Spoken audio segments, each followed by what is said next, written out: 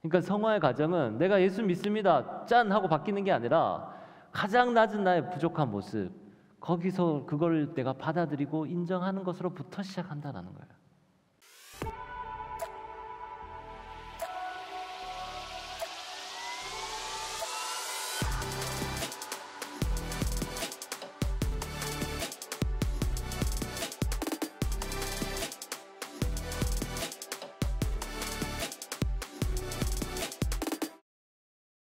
네, 오늘 말씀은요 베드로의 장면인데, 여러분 이 장면이 나오기까지 많은 비하인드 스토리가 있습니다.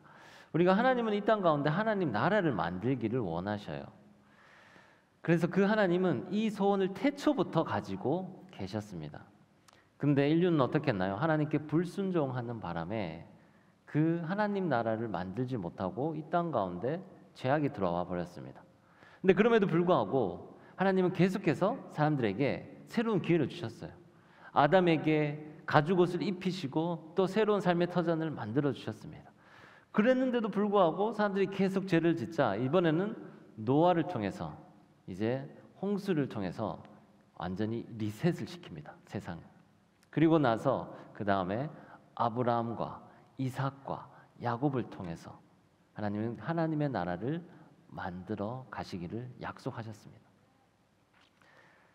그런데 하나님 나라를 만들려면, 여러분 우리 사회 시간에 배우잖아요. 어떤 한 나라가 만들어지기 위해서는 세 가지 요건이 필요한데, 첫 번째 뭔가요? 예, 영토. 네, 좋습니다. 또 두 번째 하나 더, 사람이 있어야 되죠. 예, 백성들, 국민들이 있어야 됩니다. 또 한 마지막 세 번째, 예, 주권이 있어야 되죠. 이스라엘 백성이라는 백성들이 있었어요. 국민들이 있었습니다. 가나안 땅이라는 이제 가야 할 토지도 있었습니다. 이제 남은 거는 주권인데, 이 주권은, 이 이스라엘 백성들의 주권은 하나님에게 있다라는 것을 이스라엘 백성들이 배워야 됐어요. 그 전에는 애굽 땅에서 종살이를 했기 때문에 그 모든 권리는 애굽에게 있었어요. 그 바로 왕에게 있었습니다. 하지만 이제 그 주권은 애굽 왕도 아니요, 이스라엘 백성도 아니요, 바로 하나님에게 있다라는 것을 이스라엘 백성들이 배우고 이제 그걸대로 살아야 되는데, 그거를 배우는데 40년이 걸렸어요. 조금 알만하면 죄를 저지르는 거예요. 조금 알만하면 불평하고, 조금 알만하면 금송아지 만들어서 거기에서 절을 하고, 조금 알만하면 고기가 없다고 불평하는 그런 이스라엘 백성들을 하나님께서 연단하기 위해서 광야 교회에서 40년 동안의 연단을 시키셨습니다. 광야교회에서 하나님이 가르친 게 뭘까요? 네, 바로 예배자로 훈련이 되는 거였어요. 이스라엘 백성들이 참 신인 하나님만 섬기는 참된 예배자가 되도록 하는 게 그 광야교회의 40년간의 목표였습니다.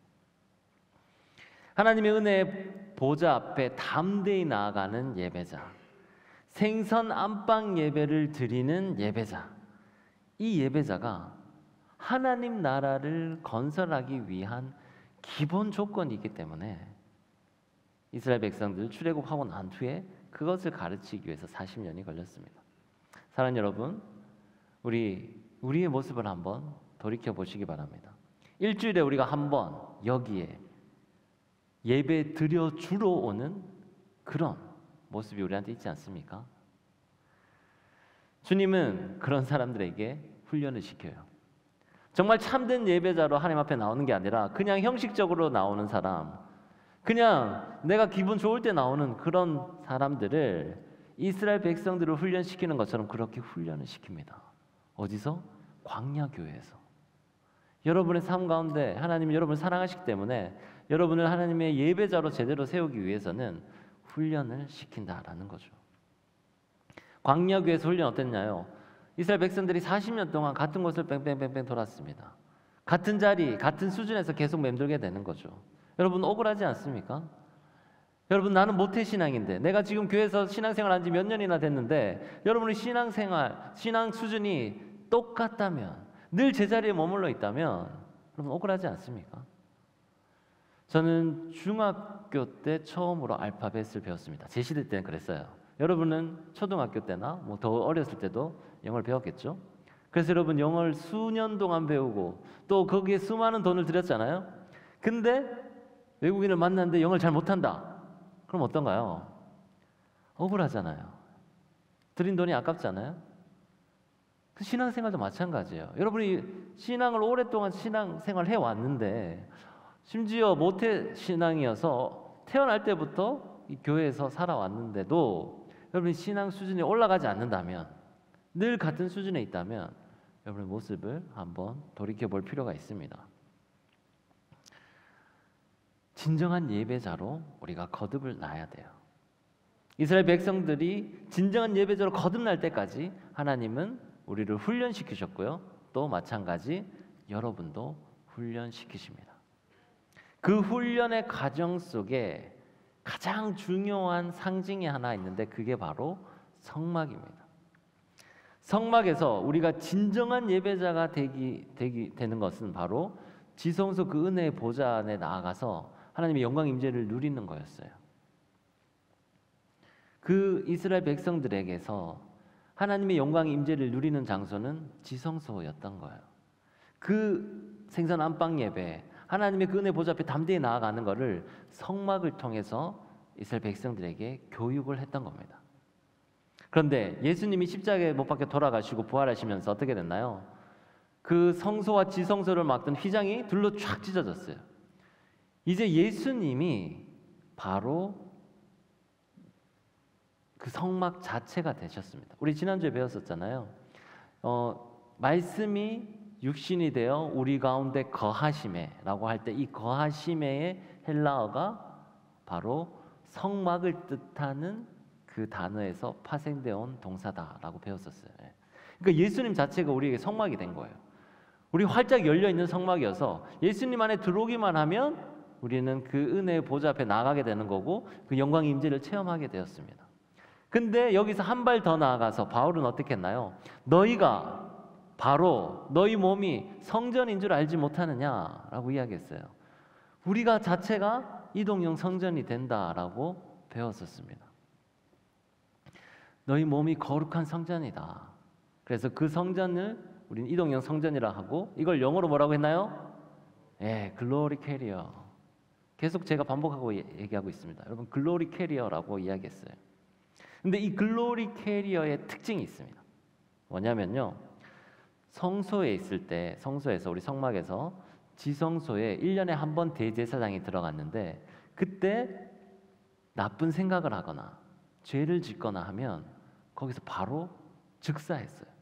그래서 대제사장은 옷에 방울을 하나 달고 들어갔었습니다. 그래서 방울 소리가 더 이상 안 나면 죽었구나 생각하고 그때 시체를 끄집어냈다라는 거 이야기하고 있어요. 그런 것처럼 이 하나님의 영광이 임하는 자리는요 죄가 설 곳이 없어요. 그냥 하나님께서 그 죄를 바로 없애버리는 장소가 바로 지성소 자리입니다. 예수님은 어땠나요? 예수님은 십자가에 못 박혀 돌아가셨을 때 사망과 그 음부로까지 내려가셨다고 했어요. 그 음부에까지 내려가셔서 뭘 했나? 사망 권세를 이기고 부활하셨다고 이야기하고 있습니다. 예수님은 악을 이기시는 존재고 사망 권세까지 이길 정도로 늘 승리하시는 분이셨습니다. 그렇다면 우리는 어떤가요? 그 영광의 임재를 담고 살아가는 우리 글로리 캐리어는 어떻게 될까요? 세상 속에서 날마다 승리해야 합니다. 세상을 이기는 글로리 캐리어. 어디서든 악과 싸워서 승리하는 사람이 바로 글로리 캐리어라는 거죠. 여러분, 날마다 세상 속에서 승리하는 저와 여러분이 되시길 간절히 소망합니다. 근데 이 글로리 캐리어는요, 갑자기 되는 게 아니에요. 내가 예수님을 딱 믿었다고 해서 갑자기 글로리 캐리어 힘이 팍 생겨서 세상에 어디 나가서 이길 수 있는, 그렇지 않습니다. 우리에겐 과정이 필요해요. 물론 성령의 역사로 한 사람의 인생이 한순간에 바뀌는 경우도 있습니다. 여러분 그런 사람 예로 들면 누가 있을까요? 성경 인물 중에? 바울이 다메섹으로 가는 길에서 갑자기 하늘에서 강력한 빛이 임하면서 사울아 사울아 이렇게 이야기해요. 누구십니까? 나는 네가 핍박하는 예수다. 그때 사울이 완전히 삶의 자기 고정관념이 다 깨져버리면서 그전에는 예수 믿는 자를 핍박하고 옥에 가두고 죽였던 사람이 완전히 뒤바뀌어서 이제 예수님을 전하는 사람으로 바뀌었어요. 자, 한 사람 더 혹시 생각나는 사람 있나요? 성경 인물 중에 이렇게 한꺼번에 바뀐 사람 잘 생각 안 나죠? 저도 잘 모르겠더라고요. 이 말은 뭐냐? 이렇게 갑자기 뒤바뀐 사람 많지 않다라는 거예요. 생각해보니까 한 삭개오 정도? 삭개오가 예수님을 만나고 나서 어떻게 됐나요? 자기 전 재산을 바쳤거든요. 네. 그 정도? 잘 없어요. 나머지 인물들은 어땠나요? 잘 주님 앞에 일어섰다가 넘어지기도 하고 죄를 짓고 또 회개하고 다시 일어서고 그런 사람들이었어요. 욥이 그랬고요. 다윗이 그랬습니다. 아브라함도 그랬어요. 성경의 여러 인물들이 잘 성랑이 점차 성장하는 과정을 겪었어요. 그리고 그 과정에 있는 이야기들이 성경에는 담겨져 있습니다. 오늘의 본문인 베드로도 그런 사람 중에 한 명이었어요. 예수님이 이제 십자가를 지실 그 시간이 점점 가까워 오고 있었어요. 제자 중 하나가 나를 팔 거다라고 예언까지 하셨습니다. 제자들은 다들 나는 아니겠지 하면서 생각하고 있었어요. 이제 나는 더 이상 예수님이 이야기하나 이제 나는 더 이상 너희와 함께 있을 수가 없다. 나는 이제 나의 사명을 다하러 가야 한다라고 이야기를 하니까 베드로가 묻습니다. 주여 어디로 가시나이까? 그때 예수님이 대답하죠. 내가 가는 곳에 네가 지금은 따라올 수 없지만 나중에는 따라올 수 있을 거다. 자, 여러분이 만약 베드로라면 지금 예수님이 이렇게 이야기했다면 여러분 뭐라고 대답하실래요? 야, 너는 지금은 나를 못 따라오겠지만 나중에는 나를 따라오게 될 거야. 만약 저 같으면 그래, 내가 지금은 좀 믿음이 부족하니까 나중에는 더 믿음이 생겨가지고 주님을 끝까지 따르나 보다 이렇게 생각할 것 같아요. 그런데 베드로는 역시 베드로의 이 성품 기질답게 이렇게 이야기합니다. 37절 말씀인데요.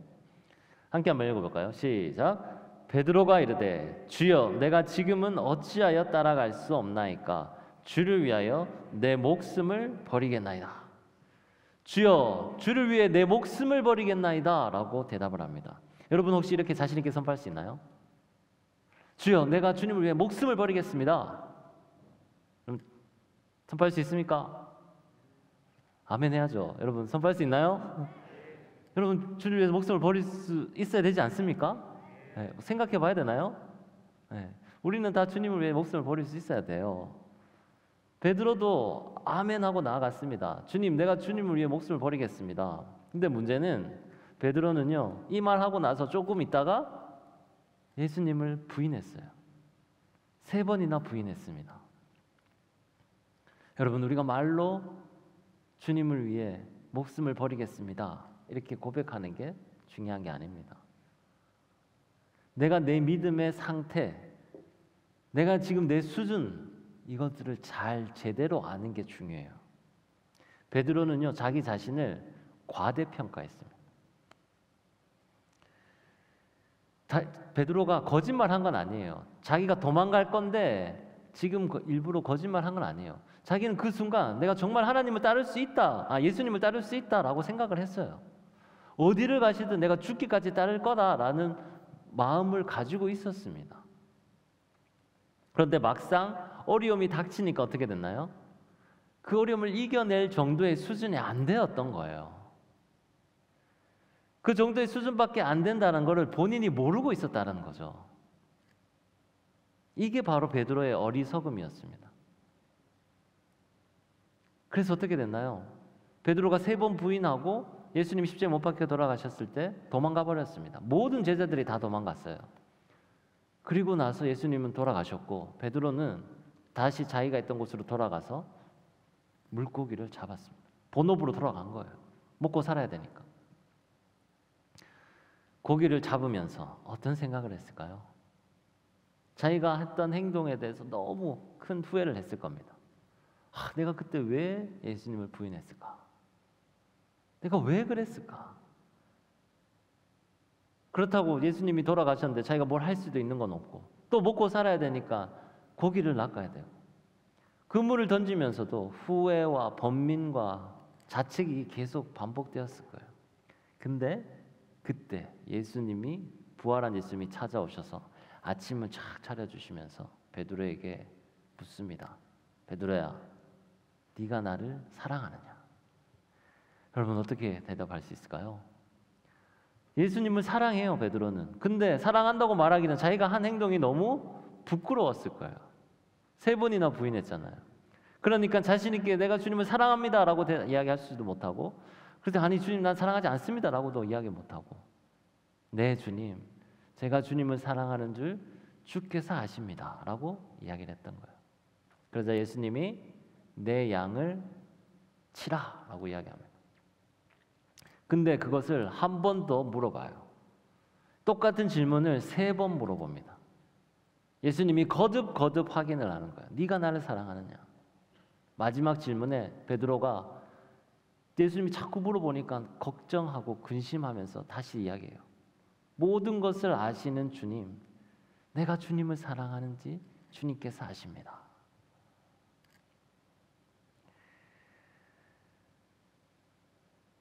그리고 그 말 하고 난 후에 예수님께서 이렇게 이야기합니다.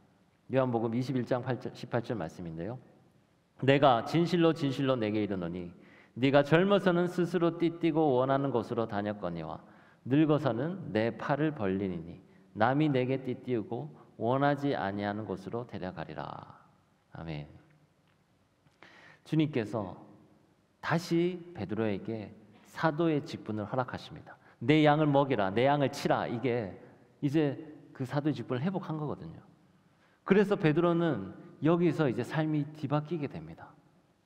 예수님을 부인했던 것에서 이제 다시 사도의 직분을 회복하면서 예수님의 복음을 전파하는 삶을 살아가게 되는데, 예수님이 예언을 하셔요. 네가 마지막에 늙어서는 다른 사람들이 네 팔을 벌리고 남이 네게 띠띠우고 원하지 않는 곳으로 데려가리라.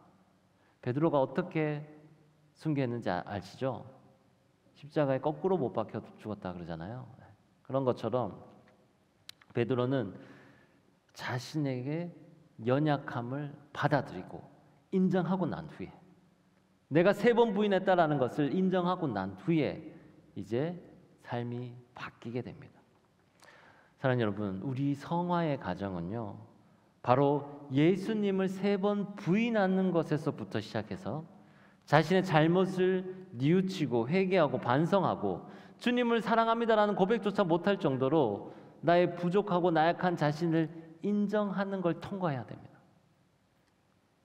그리고 그렇게 부족함에도 불구하고 주님께서 나를 사랑하셔서 다시 나에게 제자의 직분을 주시고 나와 함께 가자라고 말씀하실 때 제가 주님과 함께 나아가겠습니다 하고 주님의 손을 잡고 나아가는 거예요. 그러니까 성화의 과정은 내가 예수 믿습니다 짠 하고 바뀌는 게 아니라 가장 낮은 나의 부족한 모습, 거기서 그걸 내가 받아들이고 인정하는 것으로부터 시작한다는 거예요. 주님, 내가 이제 주님을 위해 목숨을 바치겠습니다. 주님, 저를 성장시켜 주십시오. 주님, 내가 주님을 위해 모든 것을 바치고 따르겠습니다. 저에게 이제 새로운 능력 다하여 주십시오. 이게 아니라는 거예요. 자신 있게 주님 앞에 큰 소리 치는 게 성화가 아닙니다.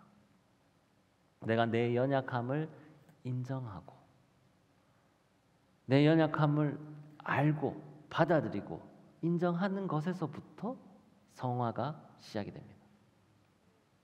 신앙의 대선배였던 바울도 이런 고백을 했어요. 로마서 7장 21절 24절 말씀인데요. 21절에서 24절 제가 읽겠습니다. 바울의 자기의 내적인 고민을 드러내는 말이에요. 그러므로 내가 한 법을 깨달았노니 곧 선을 행하기 원하는 나에게 악이 함께 있는 것이로다. 내 속으로는 하나님의 법을 즐거워하되 내 지체 속에서 다른 한 법이 내 마음의 법과 싸워 내 지체 속에 있는 죄의 법으로 나를 사로잡는 것을 보는도다. 오호라 나는 곤고한 사람이로다. 이 사망의 몸에서 누가 나를 건져내랴. 바울이요, 그렇게 주님을 잘 믿고 자기의 목숨을 바쳐서 사명을 다했던 바울조차 자기 안에 두 가지 법이 싸운다라는 것을 인정을 했어요. 내가 내 연약함을 알고 인정하는 것에서부터 성화는 시작이 됩니다. 이 단계를 그냥 건너뛰고서는요, 내가 아무리 잘 나간다 하더라도 결국 내 죄에 의해서 내가 넘어지게 되어 있습니다. 바울도 오호라 나는 공고한 사람이로다, 이 고백을 했어요. 이 고백이 나와야지 그때부터 내 자신을 정확하게 들여다볼 수 있고요, 내 안에 이 약함을 강함으로 바꾸는 성령의 도움을 구할 수 있습니다. 바울은 그렇게 그 과정을 겪었어요. 그래서 나중에 하영인, 하나님의 영으로 인도함을 받는 사람이라는 고백을 할 수 있게 됐어요. 그러니까 내 안에 있는 그 두 가지 법이 싸운다는 것, 이걸 인정해야지 하나님의 영으로 인도함을 받는 삶까지 나아갈 수 있다라는 겁니다. 베드로도 똑같이 그 과정을 겪었습니다. 사랑하는 여러분, 우리는 우리 자신을 너무 과신하면 안 돼요. 사람은요 사람을 끊임없이 배신합니다. 가장 믿었던 사람조차 배신해요. 근데 저도 사람이잖아요. 사람은요, 자기 자신도 속여요. 자기 자신도 배신을 합니다. 내가 잘할 것 같고 내가 이 시험을 이길 수 있을 것 같은데 잠시라도 방심을 하거나 잠시라도 자만하게 되면 넘어지게 됩니다. 그래서 1초도 방심하지 말라라는 말이 나오는 거예요. 그래서 스스로 우리가 방심하지 않도록 하기 위해서요, 우리는 자만하거나 혹은 자신의 연약함을 제대로 못 보는 일이 없어야 합니다. 자만하지 않아야 되고 내 연약함을 제대로 봐야 된다는 거예요. 근데 이렇게 하기 위해서는 무엇이 필요하나? 우리 글로리 캐리어가 있잖아요. 그 글로리 캐리 안에 두 개의 제단이 계속 불에 타야 됩니다. 제가 계속 반복적으로 이야기하고 있잖아요. 여러분, 글로리 캐리 안에는 두 개의 제단이 끊임없이 불타야 됩니다. 첫 번째 불은 뭔가요? 회개의 불, 번제단에서 회개의 불이 계속 타올라야 돼요. 우리 마음에 있는 그 죄악들을 계속해서 태워 없애야 됩니다. 또한 성화의 불, 두 번째 불은 성화의 불이에요. 분향단의 불, 하나님께 아름다운 향기와 감사와 찬양을 올려드리는 그 아름다운 분향단을 계속 타오르게 해야 됩니다. 이것을 우리는 성화의 불이라고 이야기를 해요. 이 불이 끊어지지 않게 계속해서 타오르도록 만들어야 된다는 거죠. 제가 교역자 수련회를 갔었는데요, 그때 고창이라는 곳을 갔습니다. 처음 가봤어요. 전북에 있는 고창인데 거기에서 도자기 명인인 장로님이 계셔서 거기에서 이제 어떤 수업에 참여하게 됐습니다. 여러분, 도자기 만드는 거 있잖아요. 이 물리가 확 돌면서 이제 이렇게 쫙 하면서 도자기 만드는 그거 있잖아요. 그걸 만들어 봤어요. 근데 그분이 이 도자기에 대한 이론 공부를 가르쳐 주시는데, 여러분, 도자기는 두 가지 종류가 있습니다. 도기와 자기가 있대요. 그걸 합쳐서 도자기라고 한대요. 이 도자기는 뭐냐면 흙으로 만들어서 이것을 구워서 단단하게 만든 모든 것들은 다 도자기라고 한대요. 재료가 플라스틱이면 안 됩니다. 재료가 흙이어야 돼요. 그리고 흙을 구워야 돼요. 그래서 단단하게 만든 그 모든 것들을 도자기라고 하는데, 여러분, 도기와 자기의 차이는 뭐냐면, 도기는 여러분이 바깥에서 쓰고 있는 장독대 같은 거 있잖아요. 그걸 도기라고 해요. 자기는 우리가 먹는 밥그릇, 단단한 거, 이런 것들 이야기하는데, 도기와 자기의 구별 방법은, 도기는 1100도씨 정도의 불에 굽는답니다. 자기는 1200도 이상에서 굽는다고 해요. 근데 요 100도밖에 차이 안 나지만 이 100도의 차이가 이 내구성에서는 엄청나게 차이를 낸다고 해요. 그래서 이 1200도 이상의 불에서 굽게 되면 단단하게 그릇이 만들어진다는 거죠. 이런 도자기 기술을 가지고 있었던 나라는 전 세계에서 중국과 한국밖에 없었다고 합니다. 다른 유럽이나 뭐 일본들은 다 아주 한참 지나서 우리의 기술을 배워서 하게 됐다는 거죠. 근데 제가 여기서 말씀드리고 싶은 것은 이 1200도의 불을 온도를 높이기 위해서 1100도에서 1200도까지 이 100도 더 높이기 위해서 지금은 어떻게 하나요? 전기로 하면 돼요. 그때는 나무로 불을 떼야 되잖아요. 그 100도를 올리는 게 이게 엄청나게 큰 에너지와 힘이 들어간대요. 근데 그때 무슨 나무를 써야 되나?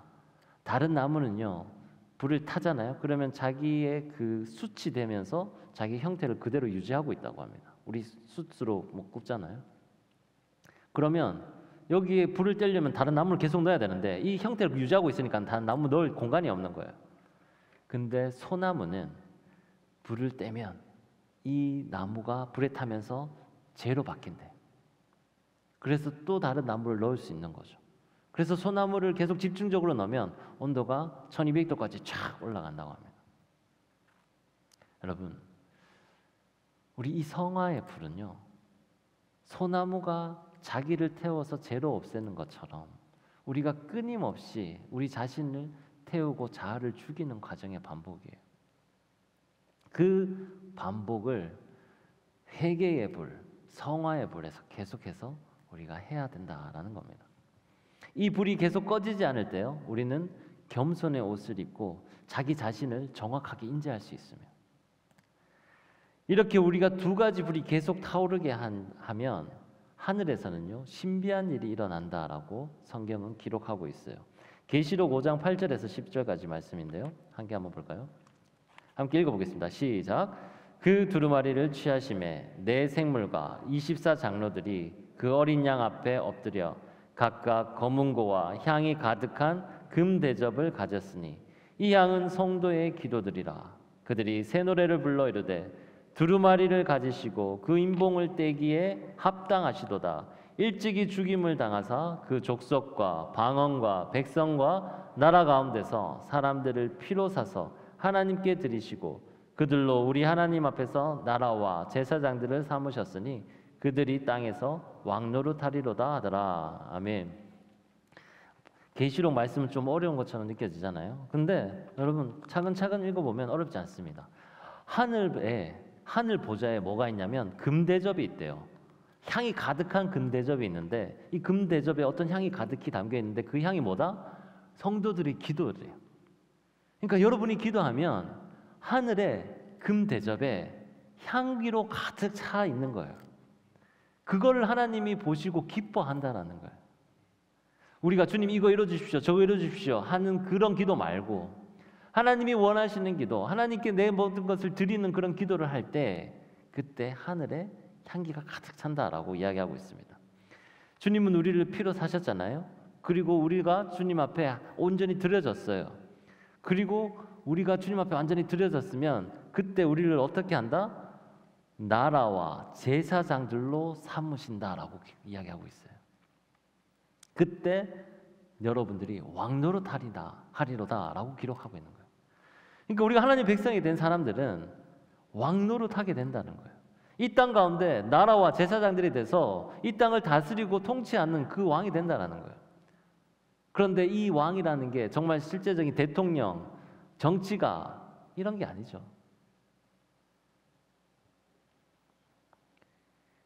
이 왕의 직분을 감당할 사람으로 우리가 점점 이제 변화되어 가는 게 바로 성화의 과정입니다. 그렇다면 이 성화의 과정에 있는 사람들에게 어떤 변화가 일어날까요? 첫 번째는요, 생각과 감정과 의지와 말과 행동이 변화가 됩니다. 성화는 내 약점을 인정하고 예수님을 닮아가는 삶을 계속 살아가는 거예요. 그렇기 때문에 내가 내 약점을 인정했다라는 것은 내 자아를 뒤로 하고 주님을 앞으로 한다는 얘기예요. 내 생각을 뒤로 하고 주님이 원하시는 것을 먼저 하겠다라고 시스템이 바뀌는 거야. 이 생각의 시스템. 그러면 생각이 바뀌는 거잖아요. 생각이 바뀌면 어떻게 되나요? 당연히 우리의 행동도 바뀌게 돼요. 언어도 바뀌게 됩니다. 예수님을 부인했던 베드로가 어떻게 됐나요? 그전에는 두려워 떨고 숨었어요. 그런데 베드로가 담대히 복음을 전파하는 삶으로 바뀌었습니다. 행동이 변화된 거예요. 저는 예수님을 모릅니다. 주님을 모릅니다. 군사가 와서 창을 들이밀면서 너 예수님의 제자지라고 하지 않았어요. 그냥 어떤 한 시녀가 여종이 당신 그 예수님이랑 같이 있던 사람 아닌가요? 라고 이야기했는데 그 말에 두려워서 도망을 갔어요.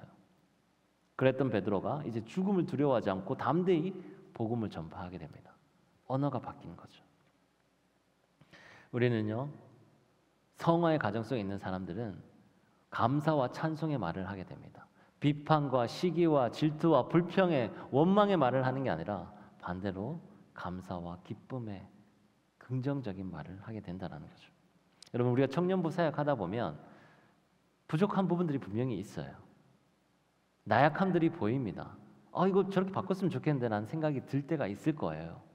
근데 불평과 그리고 비판을 하기보다 우리가 먼저 더 응원하고 격려하고 덮어주는 말들을 먼저 하게 되면 그때 우리 청년부는 더 성장하게 됩니다.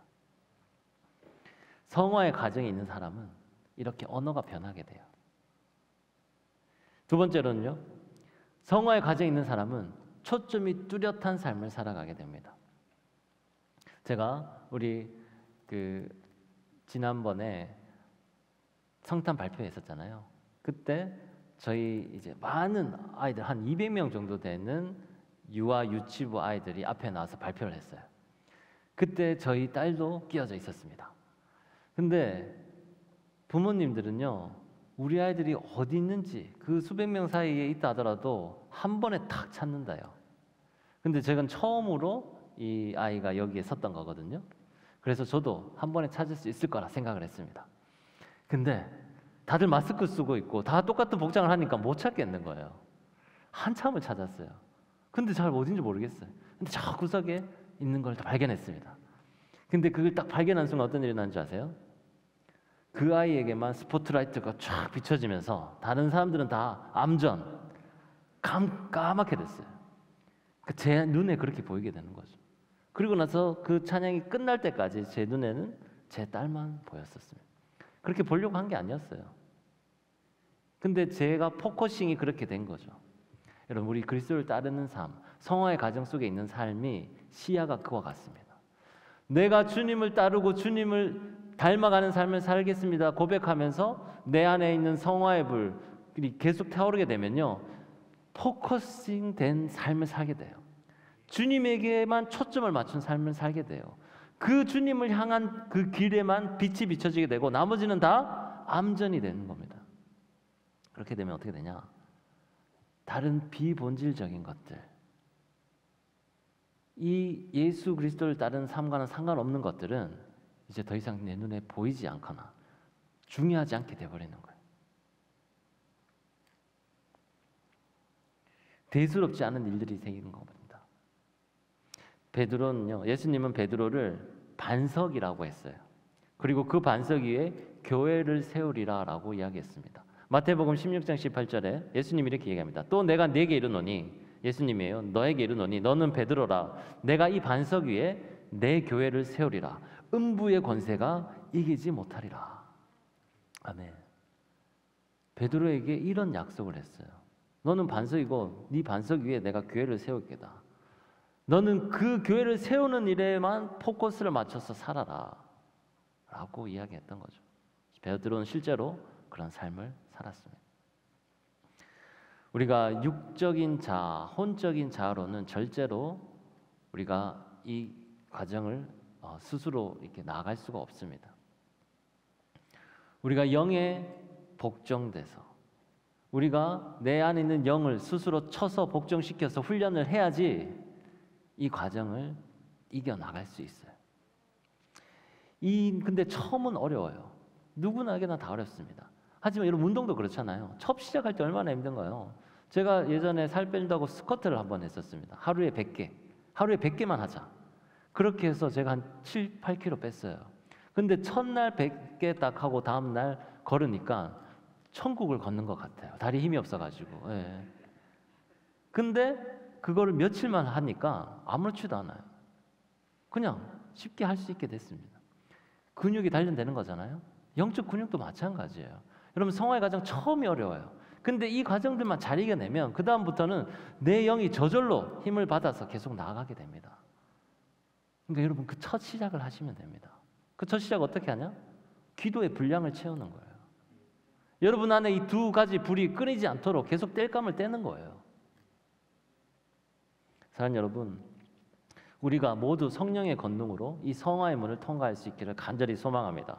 우리가 이 성화의 문을 통과할 때 주님은 영육에 치유되는 놀라운 경험을 할 수 있도록 해주시고요. 또 우리 가운데 성령의 권능과 은사들을 부어주셔요.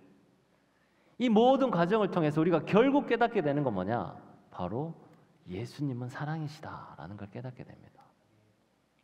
결국 성화의 과정에서 마지막에 만나게 되는 것은 예수님의 사랑이라는 거예요. 오늘 예수님이 여러분에게 묻습니다. 얘야, 네가 나를 사랑하느냐? 얘야, 네가 나를 사랑하느냐? 여러분, 우리가 베드로와 같이 똑같이 대답하기를 소망합니다. 주님, 모든 것을 아시오매 주께서 내가 주님을 사랑하는 줄을 주님이 아시나이다. 이런 고백을 하는 저와 여러분 되시기를 주님의 이름으로 축원합니다. 기도하겠습니다. 하나님, 우리가 이제 이 시간 주님 앞에 결단합니다. 내가 힘들고 어렵지만 주님 앞에 성화의 과정 속에 나아가기를 원합니다.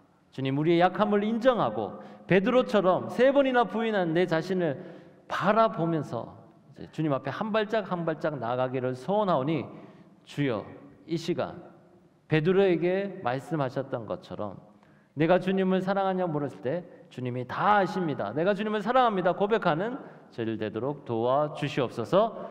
예수 그리스도 이름으로 기도드립니다. 아멘. 이 시간 우리 다 함께 일어나서 하나님 앞에 결단의 찬송 올려드리겠습니다.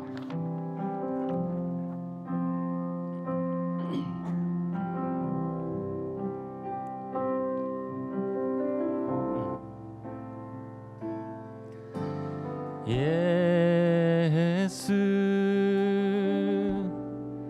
하나님의 공의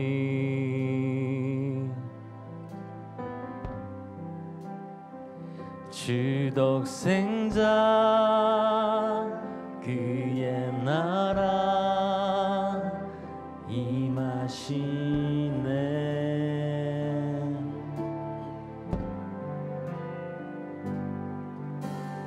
예수 재물이 되신 주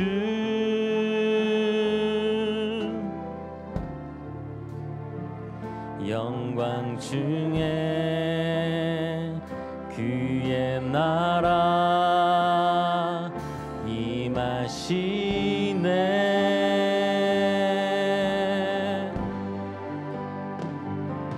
주의 나라 영원하며 그의 영광 무궁하리. 왕의 위엄과 능력이 이제 임하였으니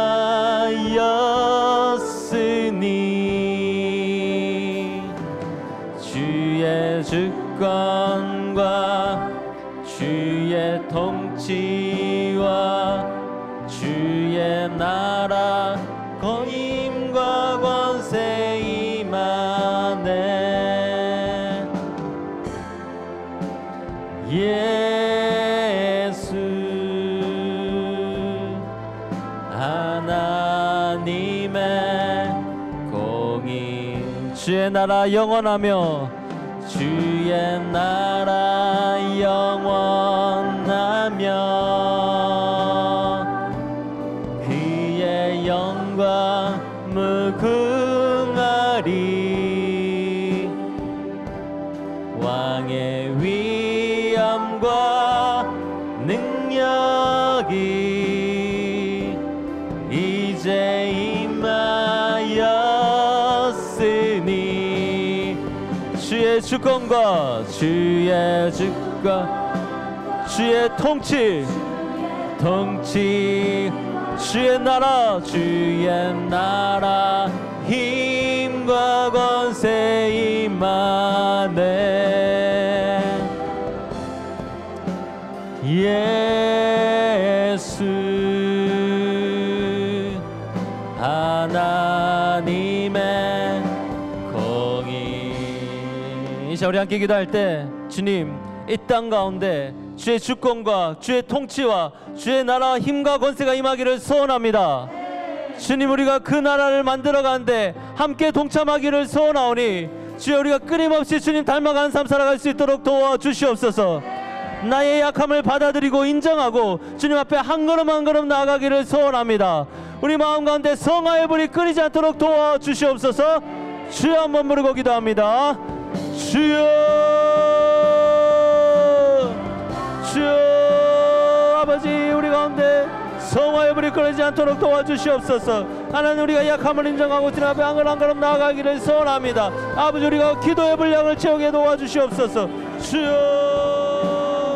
라켄보 야발라드레스라도 야발라드레스 야발라드레스라도 아켄보 야발라드레스 야발라드레스라도 아켄보 야발라드레스라도 야발라드레스 주여. 라켄보 야발라드레스라도 아켄보 야발라드레스. 주님 인도하소서. 채워주시고 능력을 새롭게 하소서. 아버지, 우리 모든 자들이 하나님 영광의 임재를 맛보는 그 순간까지 잘할 수 있도록 도와주시옵소서. 주여. 라켄보 야발라드레스라도 야발라드레스 야발라드라켄보 야발라드레스 야발라드레스라도 야발라드라켄보 야발라드레스 라켄보 야발라드레스. 주여, 주의 이름을 찬양합니다. 인도하소서. 채우소서. 능력으로 새롭게 하소서. 아버지, 우리를 천사복종시킨 자가 될 수 있도록 주님 인도하소서. 라켄보 야발라드레스라도 야발라드레스 야발라드레스라도 야발라드라켄보 야발라드레스. 주님 인도하소서. 채우시고 새롭게 할 준비 싸우니 인도하소서. 주님.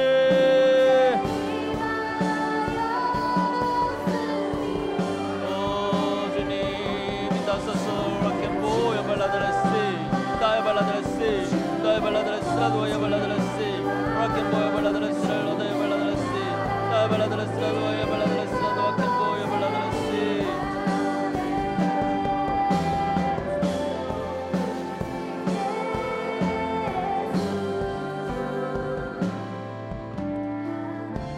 우리 이어서 기도할 때 주님, 내가 주님을 사랑합니다. 내가 주님을 사랑합니다. 하지만 저 또한 너무나 죄인이어서 이 고백 자신 있게 하지 못합니다. 주님, 내가 주님을 사랑하는 줄 주님이 아시나이다. 내가 주님을 사랑하는 줄 모든 것을 다 아시는 주님만은 아십니다 라고 자신 있게 고백하는 신앙이 되기를 소망합니다. 날마다 주님 사랑하며 나가게 도와주시옵소서. 예수 그리스도 닮는 삶 살아가게 도와주시옵소서. 이를 위해 우리 기도의 분량을 채우는 우리 청년 될 수 있도록 도와주시옵소서. 주여 한번 부르고 기도합니다. 주여.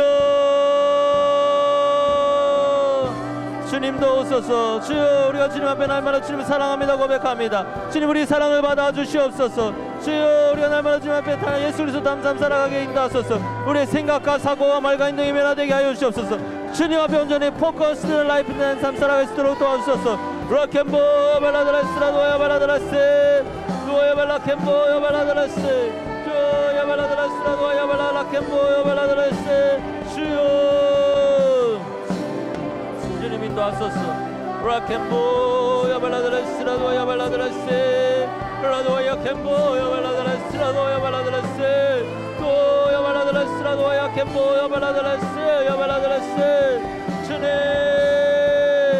주님 인도하소서.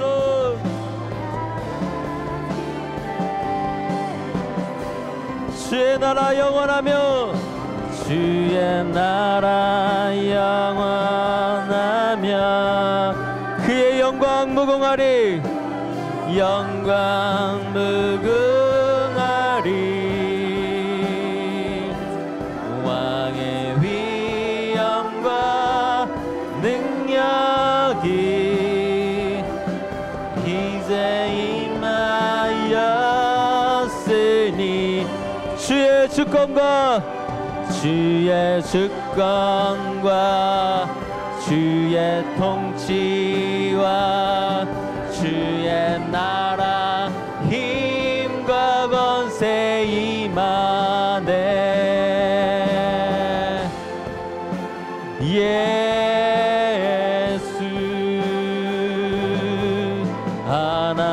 하나님의 우리 다 함께 목소리 높여 찬양합시다. 주의 나라 영원하며 그의 영광 무궁하리. 왕의 위엄과 능력이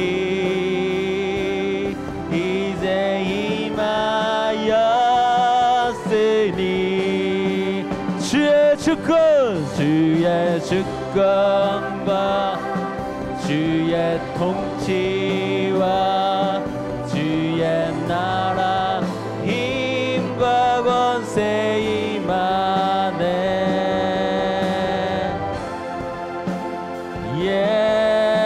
예수 하나님의 공의 주의 주권과 주의 통치와 주의 나라 힘과 권세 임하네. 예수 하나님의 공의. 하나님 아버지, 이 시간 우리가 주님 앞에 결단합니다. 우리가 다른 세상 바라보지 않고 주님만 바라보게 하여 주시옵소서.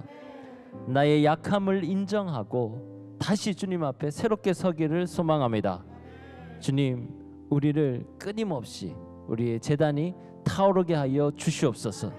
그리하여 하나님 앞에 감사와 기도와 찬양의 향기를 날마다 올려드리는 거룩한 삶 살아가게 도와주시옵소서. 청년의 때에 우리의 몸과 마음과 영과 혼이 모두 다 거룩히 깨끗하게 유지되기를 소망합니다. 주여, 우리를 보호하여 주시옵소서. 악한 사탄마귀 우리를 넘어뜨리려고 할 때 주님 보호하여 주시고 지켜주시고 우리가 흔들리지 않고 굳건히 우리의 자리 지킬 수 있도록 도와주시옵소서. 예수 그리스도 이름으로 기도드립니다. 아멘.